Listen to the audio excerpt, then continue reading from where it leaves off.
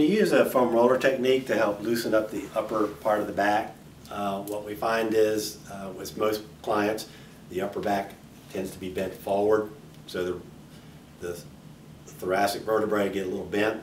That also tends to push the rib cage up towards your head. So we're going to do a variation of techniques where we put the end of the roller right against the vertebrae here. And we're going to work our way first down the center to about the bottom of the shoulder blades. Then we're going to also shift off to the side so we can get on this area of the rib and work on pushing the ribs down.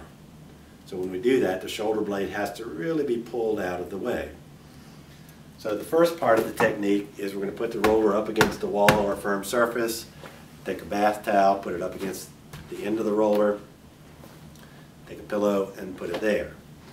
So when Will gets against that, he's going to put this hard area here, right below the neck, against the end of the roller.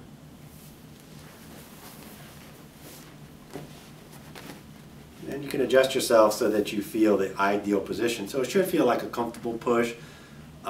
Sometimes the bones can be really, really sore and you may use more padding if you're needed.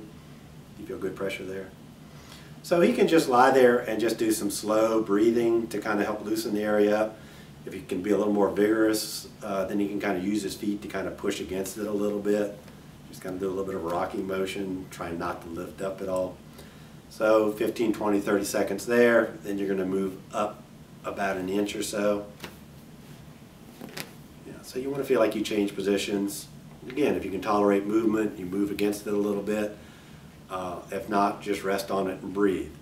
So he can keep working his way up.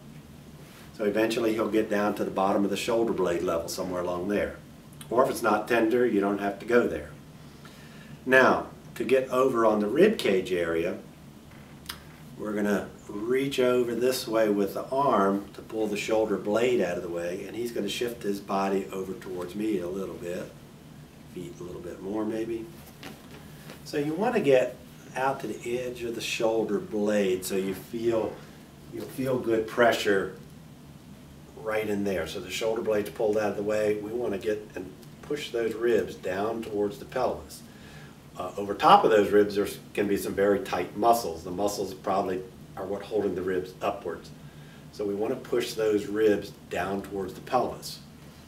The ribs being pulled up jam under the shoulder blade. That forces the shoulder blade up and forward. I think that's why a lot of people just can't get their shoulders down, because the ribs are jamming up under them. So we really want to be able to kind of get in there and push those ribs around. So again, resting, breathing, pushing into them a little bit, doing a massaging kind of movement, any of that would be good. Move up a little bit again.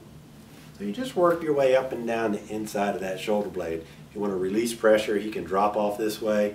If he wants to increase pressure, he twists into it a little bit more. So he can get a good pressure in it that way.